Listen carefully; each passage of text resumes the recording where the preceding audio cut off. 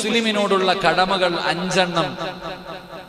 5 കടമകളാണ് നബി സല്ലല്ലാഹു അലൈഹി വസല്ലമ തങ്ങൾ പഠിപ്പിച്ചു തരുന്നത്.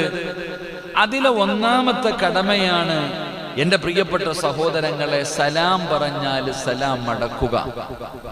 സലാം പറഞ്ഞു കഴിഞ്ഞാൽ സലാം മടക്കൽ ഒരു മുസ്ലിമിന് മറ്റൊരു മുസ്ലിമിനോടുള്ള കടമയാണ് എന്ന് നബിയുനാ റസൂലുള്ളാഹി. സലാം പറഞ്ഞു കഴിഞ്ഞാൽ സലാം മടക്കണം. നമ്മുടെ ചിലര് മടക്കാറുമില്ല, ചിലര് പറയാറുമില്ല. അല്ലാഹു ഈമാൻ തരുമാറാകട്ടെ. പറഞ്ഞാലല്ലേ മടക്ക, പറഞ്ഞാലല്ലേ മടക്ക. നമ്മൾ ആരും പറയാറില്ല സഹോദരങ്ങളെ.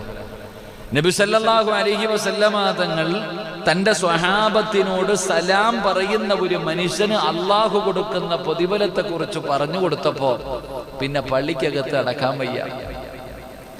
പിന്നെ പള്ളിക്കകത്തും ഒരു സ്ഥലത്തും സ്വഹാബത്തിന് നടക്കാൻ വയ്യ. എപ്പോഴും അസ്സലാമു അലൈക്കും, അസ്സലാമു അലൈക്കും, അസ്സലാമു അലൈക്കും, സലാം മാത്രമായി. സലാം പറയുന്ന ഒരു മനുഷ്യനും അള്ളാഹു കൊടുക്കുന്ന